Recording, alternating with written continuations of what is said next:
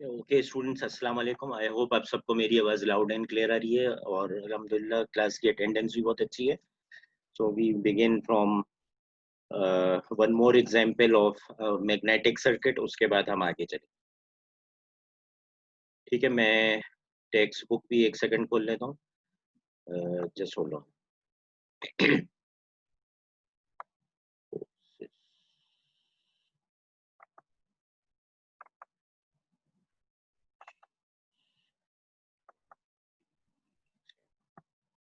अच्छा, मैंने पिछले तमाम लेक्चर्स आपके लगा दिए हैं। You can go in the LMS and then you can find it. ठीक है, LMS में आपको जो वीकली प्लानर के अंदर मैं मटेरियल पोस्ट करता हूँ, उसमें सारे लेक्चर्स मैंने पिछली आखिरी तमाम क्लासों के मैंने लगा दी। ठीक है, आज हम कुछ इंटरेस्टिंग करेंगे, कुछ पिछली नॉलेज को ही बिल्डअप करेंगे। आज हम बेसिकली कुछ नया नहीं करेंगे और आज आपका चैप्टर नंबर 1 इंशाल्लाह ताला कंप्लीट हो जाएगा। इसका मैं एक असाइनमेंट पोस्ट कर दूँगा और नेक्स्ट वीक से इंशाल्लाह ताला हम ट्रांसफॉर्मर्स जो कि चैप्टर 2 है उसको स्टार्ट करेंगे। ठीक है, तो बस ये थोड़ी-सी आज हम रिवीजन ही करेंगे एक तरह से, जो हमने पहले फोर्स ऑन अ कंडक्टर और EMF induced in a conductor देखा था, उसके कुछ फ़ॉर्मूलाज़ देखेंगे हम, जो कि पहले हमने सिर्फ़ डायरेक्शन फाइंडिंग की थी, फ़ॉर्मूलाज़ नहीं किए थे। ठीक है, और एक एग्ज़ाम्पल हम इसका और कर लेंगे मैग्नेटिक सर्किट का। ठीक है, तो हमने जो एग्ज़ाम्पल लास्ट टाइम किया था, मैं वो ये भी फ्लैश कर देता हूँ बुक को। लेट्स गो हियर, बुक कहाँ गई है? Share screen. ठीक है जनाब, अब आपको ये बुक नज़र आ रही होगी। ठीक है, हमने एक एग्जाम्पल किया था इस वाले का, जिसमें इसकी चौथी लेग जो है वो थोड़ी-सी पतली थी, 10 सेंटीमीटर्स विड्थ की थी और 3 साइडें जो थी इसकी वो 15 सेंटीमीटर विड्थ की थी, तो it was just like 2 resistances in parallel, where the first reluctance was this C shaped section, जिसका क्रॉस सेक्शनल एरिया सेम था इस सी शेप सेक्शन का, which was 15 centimetre by 10 centimetre in series with one more reluctance, जिसका cross section area फर्क था, which was 10 centimetre by 10 centimetre. तो हमने इन दोनों को दो रिलक्टेंसेस में ब्रेक कर दिया था और ये सीरीज में इसलिए है कि जब मैग्नेटिक फील्ड यहाँ से निकलेगी तो वो पिछ पहली वाली रिलक्टेंस से पास होगी, then in series with the second reluctance. ठीक है, तो हमने इसका इलेक्ट्रिकल एनालॉजी में ये देखा था, ये वाला सवाल हमने पूरा कर लिया था और इसमें आखिर में हमने फ्लक्स निकाला था जो कि 4.8 मिली वीबर्स आया था। ठीक है, उसके बाद इन्होंने ये एक एग्जांपल भी इसकी मैटलैब के अंदर दी हुई थी कि मैटलैब में आप कैसे सॉल्व कर सकते हैं। ठीक है, ये हम सेकंड एग्जांपल अभी करने लगे हैं, व्हिच इज एग्जांपल 1.2। ठीक है, इसके अंदर क्या फ़र्क होगा वो हम देख लेते हैं। ठीक है, इसके अंदर फ़र्क ये है, लेट्स रीड द क्वेश्चन। ठीक है, it says figure 1.8 A shows a ferromagnetic core। Ferromagnetic का मतलब होता है सॉफ्ट आयरन कोर आसान जबान में, या it is made up of some magnetic friendly material. ठीक है, तो वो ये कह रहे हैं कि ये एक फेरोमैग्नेटिक कोर है, उसकी मीन पाथ लेंथ है 40 सेंटीमीटर्स। ठीक है, इन्होंने मीन पाथ लेंथ यानी कि LC आपको डायरेक्ट बता दिया। There is a small gap of 0.05 centimetre, ये बहुत छोटा सा गैप है। ठीक है, 0.05 सेंटीमीटर is very small। ठीक है, in the structure of the otherwise whole core, the cross sectional area of the core is 12 centimeter square। The relative permeability of the core is 4000। ठीक है, it is a magnetic friendly material, तो air से compare करें तो ये 4000 times permeable है magnetic field के लिए, तो 4000 टाइम्स बेहतर है। Cross sectional area of the core is 12 centimetre square. चलें, ये भी उसने डायरेक्ट दे दिया, आपको ये निकालना नहीं पड़ेगा। And the coil of wire on the core has 400 turns. ठीक है, इसकी हम पहले डायग्राम देख लेते हैं आगे बढ़ने से पहले। तो इसकी डायग्राम है 1.8 ए, यानी कि ये वाली है ऊपर वाली, 1.8 की ऊपर वाली। ठीक है, ये इसकी डायग्राम है। उसमें वो ये कह रहे हैं कि ये एक सॉफ्ट आयरन कोर है और इसमें यहाँ पे हमने एक फील्ड लगाई हुई है इलेक्ट्रोमैग्नेट जैसे फील्ड जनरेट होगी तो ज़ाहिर बात है फील्ड इसी कोर के अंदर अंदर रहेगी, एयर में नहीं जाएगी। लेकिन यहाँ पे इन्होंने एक गैप डाल दिया। गैप का मतलब ये है कि फील्ड को यहाँ पे आके मजबूरन अब एयर में से पास होना ही पड़ेगा। उसके बाद वो जॉइन कर लेगी। तो again this is a two reluctance in series, ठीक है? क्योंकि फील्ड जो है वो यहाँ पे आके सीरीज़ में ही जा सकती है। तो फील्ड यहाँ से निकलेगी, यहाँ आएगी, यहाँ आएगी, उसके बाद सेकंड रिलक्टेंस जो कि इस एयर की वजह से बन रही है वो हो जाएगी, फिर वापस ये पहली रिलक्टेंस आ जाएगी। तो this is very similar to the for example. उसमें बस फ़र्क ये था कि ये पूरा सेक्शन एक अलग रिलक्टेंस थी, इसमें खाली ये जो एयर गैप है ये एक अलग रेजिस्टेंस है। ठीक है? तो म्यू आर की जो वैल्यू आपको दी हुई है 4000, वो सिर्फ पहली रिलक्टेंस के लिए इस्तेमाल होगी, दूसरी के लिए नहीं हो सकती क्योंकि ये तो एयर है, सॉफ्ट है, नहीं। उसमें खाली म्यू नॉट इस्तेमाल होगा। ठीक हो गया। उसके बाद वो कह रहे हैं assume that the fringing in the air gap increases the effective cross sectional area of the air gap by 5%। ठीक है, given this information find the total reluctance। ठीक है, अब ये फ्रिंजिंग इफेक्ट क्या होता है? ये फ्रिंजिंग इफेक्ट ये ऊपर वाले, ठीक है, ऊपर एक जगह इन्होंने डायग्राम में दिखाया था, इसको कहते हैं फ्रिंजिंग इफेक्ट। ठीक है, जब अगर कोई मैग्नेटिक फील्ड चल रही है और वो सॉफ्ट आयरन कोर के बजाय एयर में आ गई, तो अब एयर में उसको कोई चीज रेजिस्ट नहीं कर रही कि वो स्ट्रेट ही पास हो, तो एयर में वो थोड़ी सी इस तरह से जंप मार के टेढ़ी होके भी जा सकती है। तो इसकी वजह से क्या हुआ कि अगर इस साइड का क्रॉस सेक्शनल एरिया कुछ था ए, तो अब डेफिनेटली ये वाला क्रॉस सेक्शनल एरिया जो है ये आपका बढ़ जाएगा, क्योंकि इसमें फ्रिंजिंग इफेक्ट आ गया। ठीक है, एक सेकंड में ड्रॉ करके बता दें। ठीक है, अगर इसका क्रॉस सेक्शनल एरिया ए था, तो इसका क्रॉस सेक्शनल एरिया ए था, तो ये जो बीच वाला सेक्शन है, इसका जो एरिया है ये थोड़ा सा ज्यादा होगा। ठीक है, लेट्स से ये ए1 है, ये ए1 है, तो A2 is greater than A1. क्यों? क्योंकि ये अब इस तरह से फ्रिंजिंग इफेक्ट की वजह से एयर में इसको कोई रेजिस्ट करने के लिए नहीं है, तो मैग्नेटिक फील्ड इस तरह से करके गुजर सकती है। ठीक है, तो फ्रिंजिंग इफेक्ट की वजह से क्या होता है, इसका एरिया बढ़ जाता है।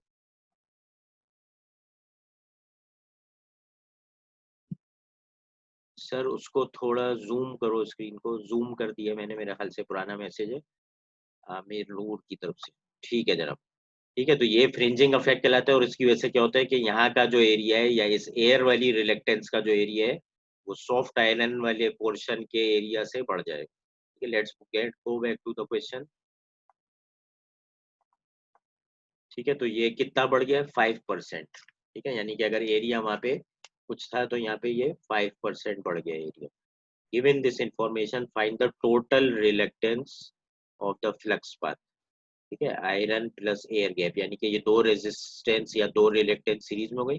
The current required to produce a flux density of 0.5 tesla in the air gap. तो हम पहला पहला पार्ट करते हैं टोटल रिलेक्टेंस का।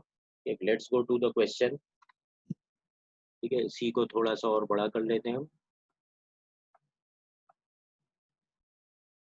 ठीक है, इसी के साइड में हम यहाँ पे वर्किंग कर लेंगे। ठीक है जनाब, तो ये आपका है। अब इसके अंदर इसकी इलेक्ट्रिकल एनालॉजी क्या होगी? इसकी वजह से एमएमएफ सोर्स है, मैग्नेटिक फील्ड है, just like the electromotive force. ठीक है, उसके बाद आपके पास दो रिलेक्टेंस है, एक सी शेप्ड सेक्शन की रिलेक्टेंस है, लेट्स कॉल इट REL1, और एक जो है ये आपकी एयर गैप की वजह से। ठीक है, इसको हमने कह दिया REL2, और ये जो फ्लक्स है ये करंट है। ठीक है, अब इसमें जो है हम नॉर्थ और साउथ भी बता सकते हैं। डायरेक्शन ऑफ करंट ये बन रहा है, ठीक है, उन्होंने बता दिया है। तो अब जब डायरेक्शन ऑफ करंट ये है तो आप राइट हैंड थंब रूल इस्तेमाल करके बताएं नॉर्थ कहाँ होगा इसका और साउथ कहाँ होगा।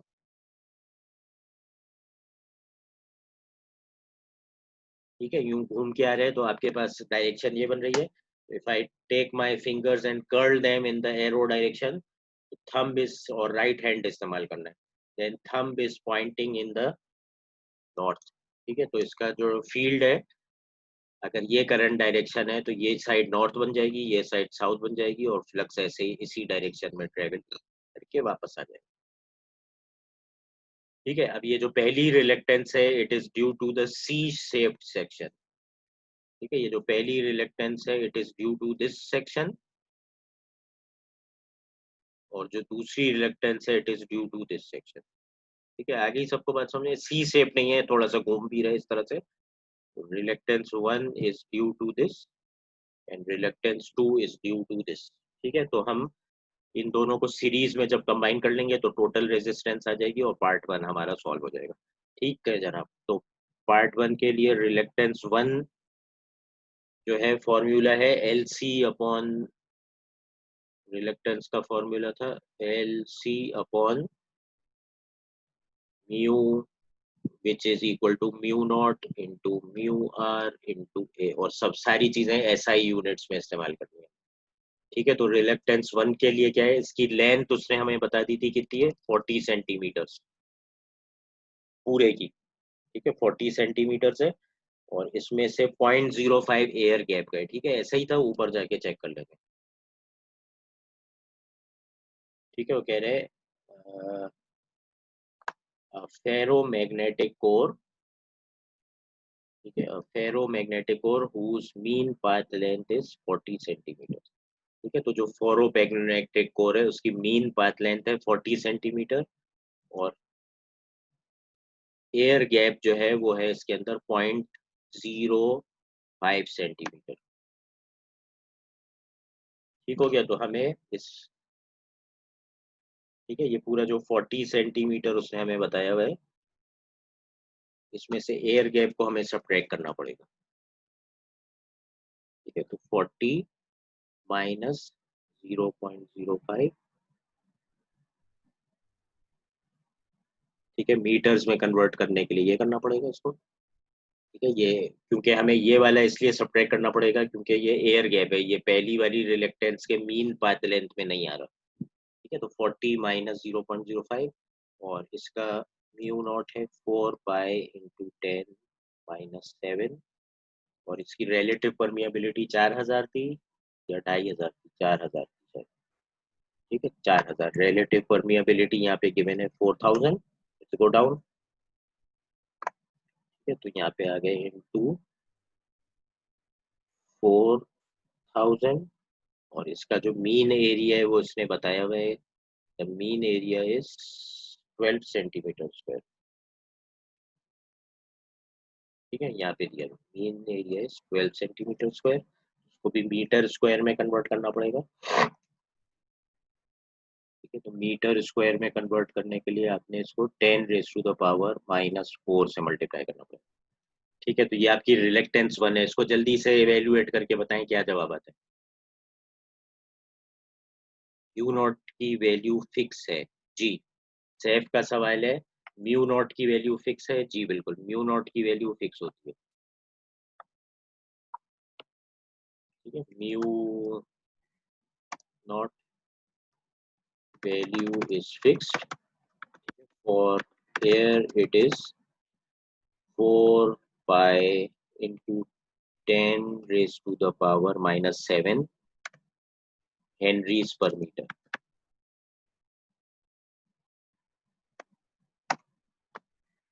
ठीक है, म्यू नॉट की वैल्यू फिक्स होती है 4 पाई इंटू 10 - 7, उसको म्यू आर से मल्टीप्लाई किया आपने। इसका जवाब क्या आया जल्दी बताएं मुझे, इसका जवाब निकाला किसी ने? ठीक है, इसकी जो वैल्यू है वो जल्दी से बताएं, और इसकी वैल्यू होती है एम्पियर टर्न पर वीबर में, क्योंकि रिलेक्टेंस जो होता है वो होता है एमएमएफ ओवर फाई, फाई का यूनिट होता है वेबर्स और एमएफ का यूनिट होता है एम्पियर टर्न। ठीक है, तो जो भी ये होगा ये होगा एम्पियर टर्न पर वेबर। ठीक है, इसके यूनिट्स हम रिवाइज कर लेते हैं। बी का यूनिट होता है टेस्ला। ठीक है, फाई का यूनिट होता है वेबर। ठीक है, और एमएमएफ का होता है एम्पियर टर्न। ठीक है, इसका जल्दी से आंसर निकालने में 1 सेकंड में आता हूँ। एम्पियर टर्न्स, हाँ।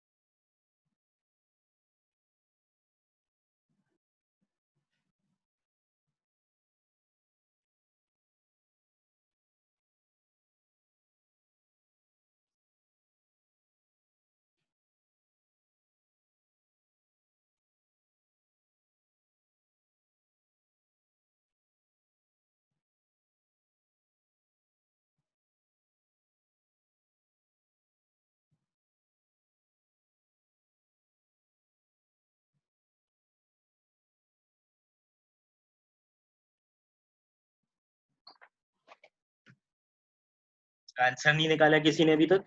जल्दी से बताएं इसका आंसर क्या होगा।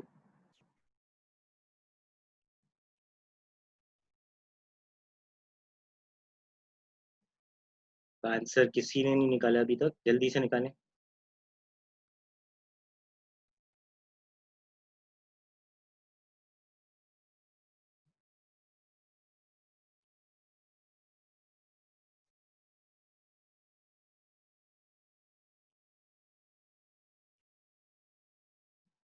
जल्दी से चैट विंडो में लिखें अगर किसी ने निकाल लिए, क्विकली।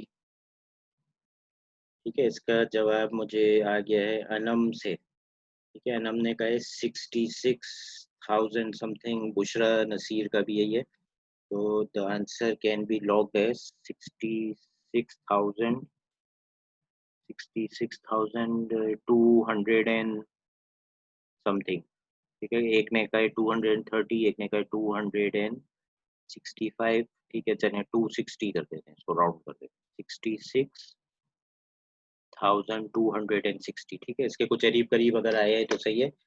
टेक्स्ट बुक में हम देख लेते हैं क्या जवाब है। हाँ,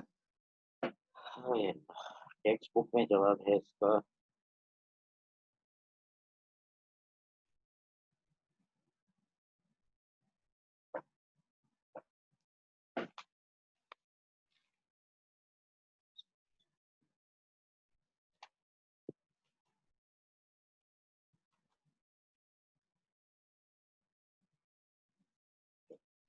66,300 इज करेक्ट।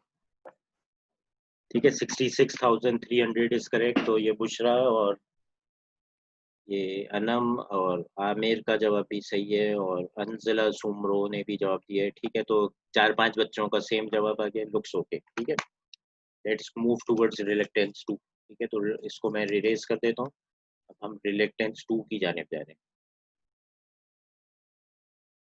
ठीक है, रिलेक्टेंस टू के अंदर और इसमें फर्क कुछ कम ही है, तो हम सारा नहीं रब करते। ठीक है, हम देख लेते हैं फर्क कहाँ का आएगा।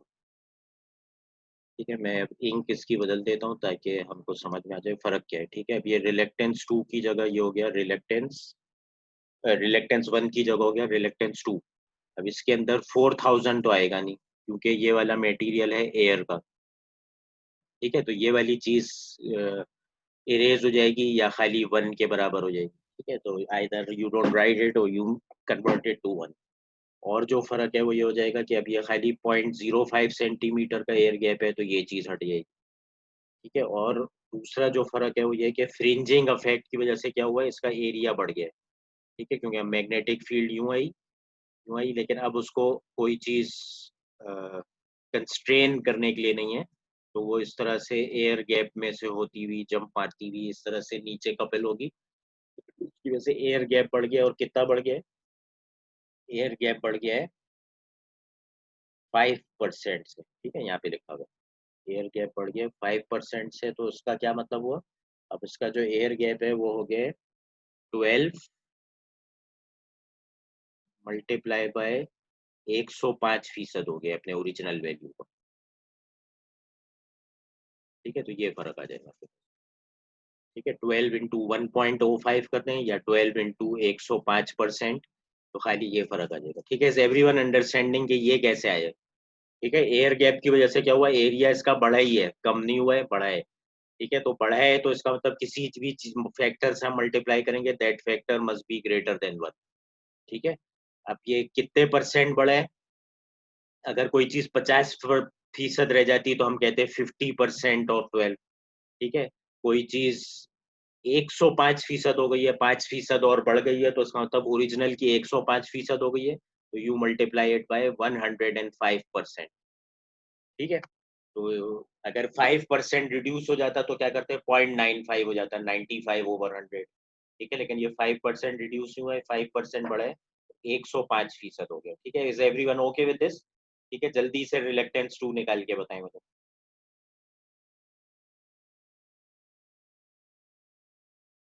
ठीक है, शाबाश, जल्दी से बताएं रिलेक्टेंस टू क्या होगी इसकी।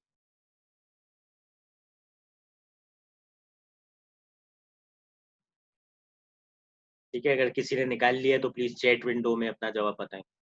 किसी को कोई क्वेश्चन है? ठीक है, अक्सर बच्चे इस एरिया में कंफ्यूज रहते हैं। ठीक है, एरिया आप समझ गए?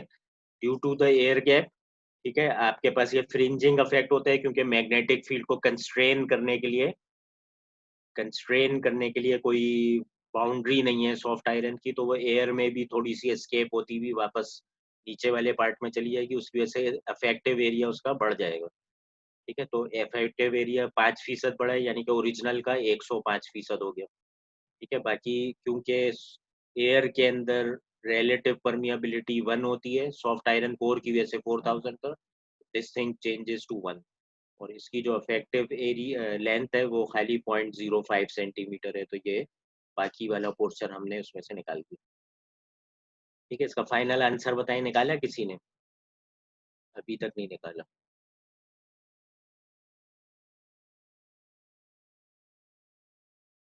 ठीक है, जल्दी से इसका आंसर चैट विंडो में या माइक पे बताएं मेरे।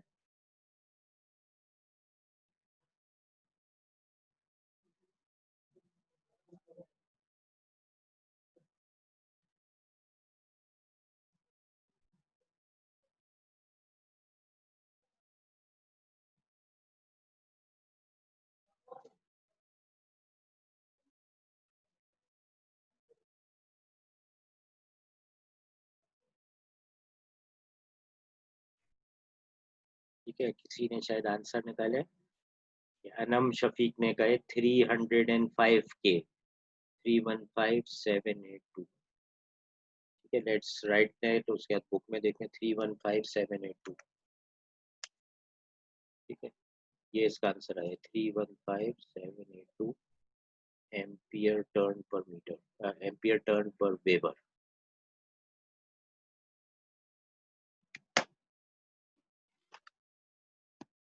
बुक से कंपेयर करते हैं, बुक से जवाब इसका तकरीबन ये क्या है, 316, हाँ 316 के तकरीबन सही है, बराबर ये है, ठीक हो गया।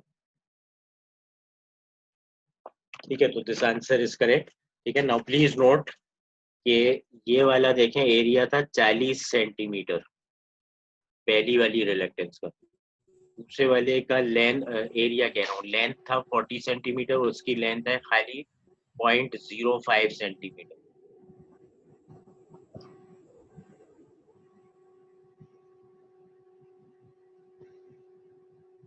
ठीक है, यहाँ पे जो इसकी लेंथ है it is many many many times higher than this length, तो उसका मतलब लेंथ से तो ये डायरेक्टली प्रोपोर्शनल होती है रिलेक्टेंस, एरिया से होती है इनवर्सली प्रोपोर्शनल। ठीक है, लेकिन ये वाला फैक्टर है 4000 का जब निकल गया, तो इसका वजह से एयर की रिलेक्टेंस 4000 गुना ज्यादा हो गई। तो उसकी वजह से देखें इतनी कम लेंथ पे भी इतनी हाई रिलेक्टेंस आ रही है एयर में।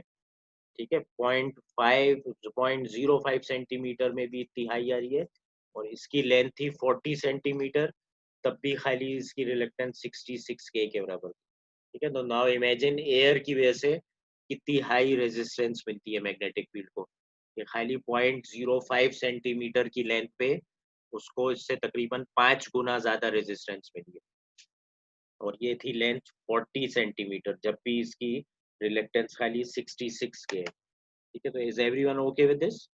ठीक है, किसी को कोई सवाल?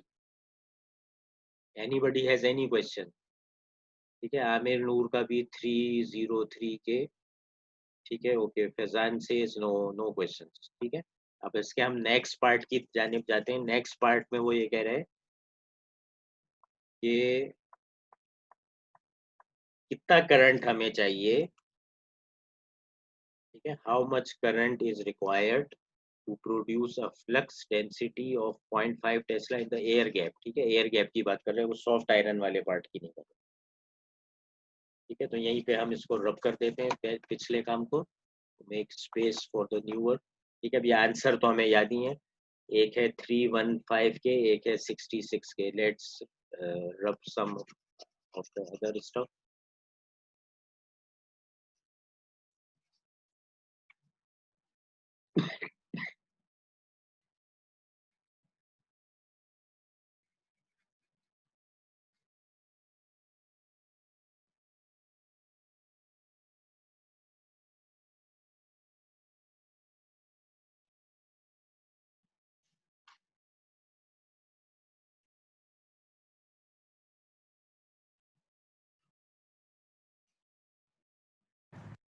ठीक है, अब वो क्या कह रहे हैं कि मुझे एयर गैप के अंदर 0.5 टेस्ला की एयर डेंसिटी चाहिए, फ्लक्स डेंसिटी चाहिए, तो करंट कितना होना चाहिए? ठीक है, तो द गाय इज सेइंग कि let's pick a new colour. तो कह रहे हैं कि आई कितना होना चाहिए कि यहाँ पे फ्लक्स डेंसिटी हो 0.5 टेस्ला की।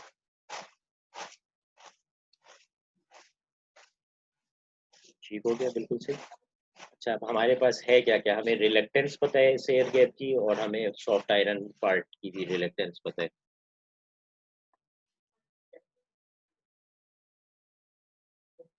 ये शायद अटेंडेंस। अच्छा, अब हमें चाहिए बी शुड बी 0.5 टेस्ला, और ये एयर गैप वाले पोर्शन की बात है, और आई।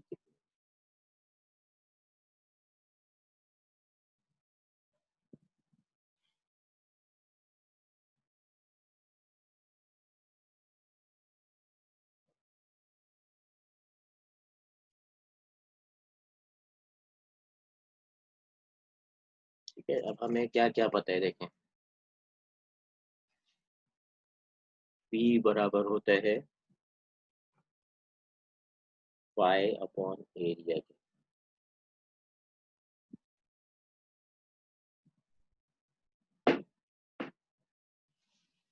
ठीक है, फाई जो है वो एनालोगस टू करंट होता है। ठीक है, एनालोगस टू करंट का मतलब ये है, फाई जो होता है वो होता है एनालोगस टू करंट, और करंट क्या होता है, सेम इन सीरीज। यानी कि ये जो फाई इधर गुजर रहा है, यही का यही फाई इधर से भी गुजरेगा। ठीक है, because the current is same in series.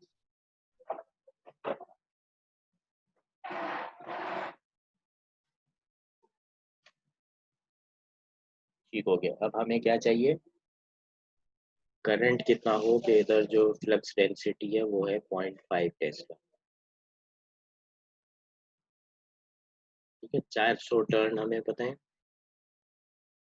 MMF नहीं पता हमें। ठीक है, we don't know the MMF.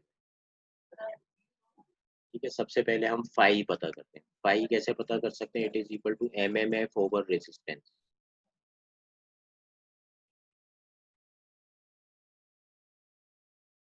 MMF over reluctance. ठीक है, और यहाँ से हमें फाई पता चल गया, ये है बी टाइम्स एरिया। ठीक है, और यहाँ पे एरिया एयर वाले गैप का चाहिए, तो let's call it air gap.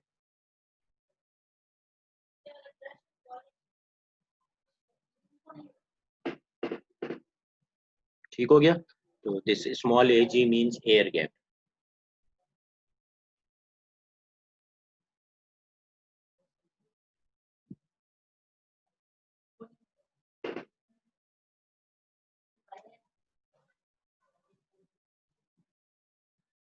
ठीक है, तो हमें एयर गैप का एरिया पता है, बी पता है। ठीक है, ये भी पता है, ये भी पता है, और ये भी पता है टोटल रिलक्टेंस। और ये जो एन आई के बराबर है उसमें से एन वाला पार्ट पता है, आई निकालना है। ठीक है, तो हमारी कहानी आसान हो गई। ठीक है, इसको और इसको सम कर देंगे तो टोटल रिलक्टेंस आ जाएगी।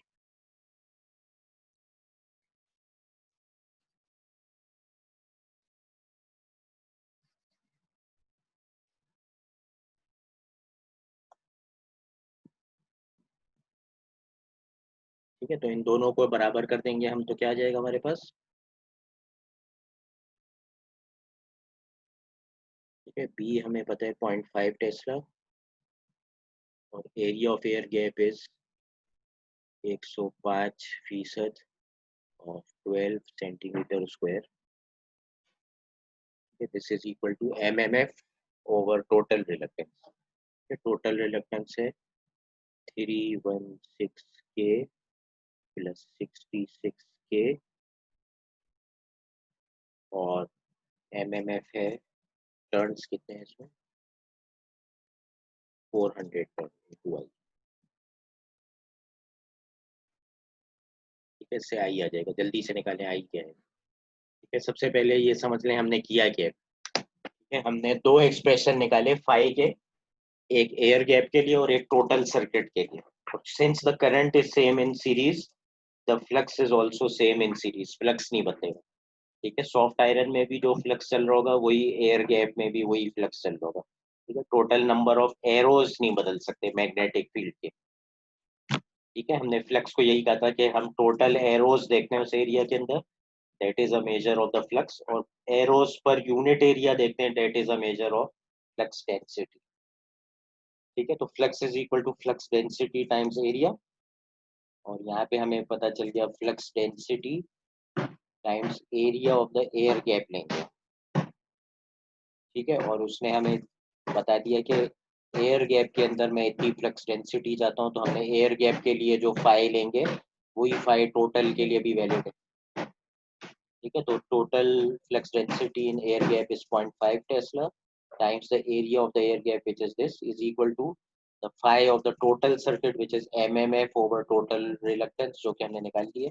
तो आई हमारे पास क्या आएगा? ठीक है, निकाला किसी ने? आई आ रहे 955 एम्पियर. 955 एम्पियर ये सैफ ने निकाले, सैफ और रहमान ने. ठीक है, और किसी बच्चे ने आई निकाले? ठीक है, प्लीज इसका आई निकाल के बताएं जल्दी से.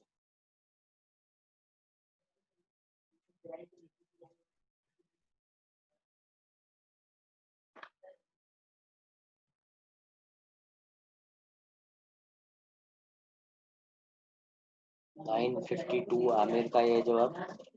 This looks okay to me. का जो जवाब है टोटल वो है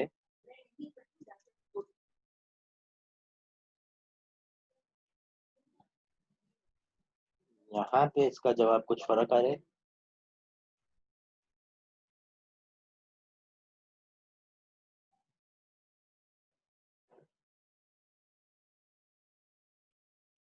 टोटल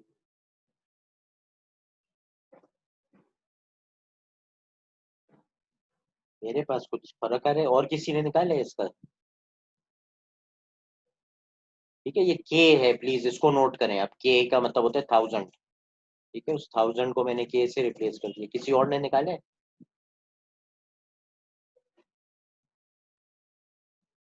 किस कोई और निकाल के बताएं इसका आंसर.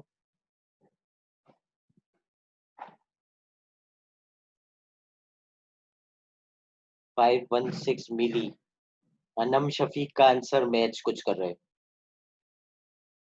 ठीक है, जो बुक के अंदर है इसका आंसर वो है 600 मिली या 0.6 एम्पियर. ठीक है, तो अगर आपने कुछ डेसिमल प्लेसेस की एरर की है, टोटल इसका जो आंसर है तकरीबन 0.6 एम्पियर आ रहा है. ठीक है, अगर नहीं आ रहे तो प्लीज आप चेक करें. जो बुक के अंदर है वो यही आ रहा है, और तकरीबन उनकी कैलकुलेशन यही कहती है. ठीक है, टोटल रिलक्टेंस को उन्होंने ज़रब दिया 0.5 से, एरिया से, और डिवाइड कर दिया नंबर ऑफ टर्म्स. ठीक ठीक है, हमारी वर्किंग वैसे ही है तकरीबन जैसे उनकी चल रही है. लेकिन सबसे पहले आप इसके पीछे कॉन्सेप्ट देखें आप. ठीक है, हाउ वी मैच दिस. ठीक है, यासिर एजाज का, आमिर नूर का सही आ रहा है जवाब. ठीक है, इसके पीछे जो वर्किंग थी बस उसको थोड़ा सा मैं चाहता हूँ आप और करें कि हमने सॉल्व कैसे किया. उसने हमें एयर गैप की फ्लक्स डेंसिटी दी. ठीक है, तो फ्लक्स डेंसिटी से हम फ्लक्स पे मूव कर सकते हैं by multiplying it with the area of the air gap, क्योंकि ये एयर गैप की फ्लक्स डेंसिटी है. और यही फाई जो है वो भी बराबर होगा टोटल सर्किट के फाई से, which is total mmf over total resistance. Why? Because flux will stay same in series, just like the current is same in series. दोनों रेजिस्टर अगर सीरीज में होते हैं तो करंट दोनों रेजिस्टर के थ्रू सेम होता है. ठीक है, तो इसी तरह से अगर यहाँ पे दोनों रिलक्टेंसेस सीरीज में तो फाई सेम रहेगा. ठीक है, total number of arrows same रहेंगे. वो अलग बात है, ये बाहर से कुछ घूम के जा रहे होंगे एयर की वजह से जो फ्रिंजिंग इफेक्ट है, लेकिन the total number of arrows will stay the same. ठीक है, तो किसी को कोई सवाल इस बारे में? नहीं. ठीक है, गुड. ठीक है, बस ये मीटिंग अभी 2 मिनट के अंदर खत्म हो जाएगी. ठीक है, तो हम कुछ एक छोटा सा पिछले वाले टॉपिक को ही रिवाइज करेंगे थ्रू थ्रू 2 एग्जांपल्स. ठीक है, तो वो इंशाल्लाह ताला 20-25 मिनट में हमारा कवर हो जाएगा. उसके बाद नेक्स्ट क्लास से इंशाल्लाह ताला हमारा ट्रांसफॉर्मर्स का टॉपिक शुरू हो जाएगा. ठीक है, तो this will be end of chapter 1 today इंशाल्लाह ताला। ठीक है, बस जैसे ही ये मीटिंग खत्म होती है 1 डेढ़ मिनट बचे हैं, आप जब तक अपनी अटेंडेंस वगैरह फिगर आउट कर लें। ठीक है, जैसे ही ये खत्म होगी meeting, just give me 3 minutes, I will save the recording. I will save the recording of this lecture. ठीक है, उसके बाद 3 मिनट्स के बाद मैं दोबारा से यही मीटिंग इसी आईडी पे ऑन कर दूंगा। We will do some little bit more part two cover chapter number 1, complete chapter number 1। ठीक है, आप लोग जब तक अपनी अटेंडेंस वगैरह नोटिंग करना चाहते हैं तो करवा दें क्लास लीडर को। क्लास लीडर आप मुझे क्लास के खत्म होते ही भेज दीजिए। ठीक है, बस ये कभी भी खत्म हो जाएगी, जस्ट गिव मी 3 मिनट्स कि मैं इसकी रिकॉर्डिंग सेव कर दूँ।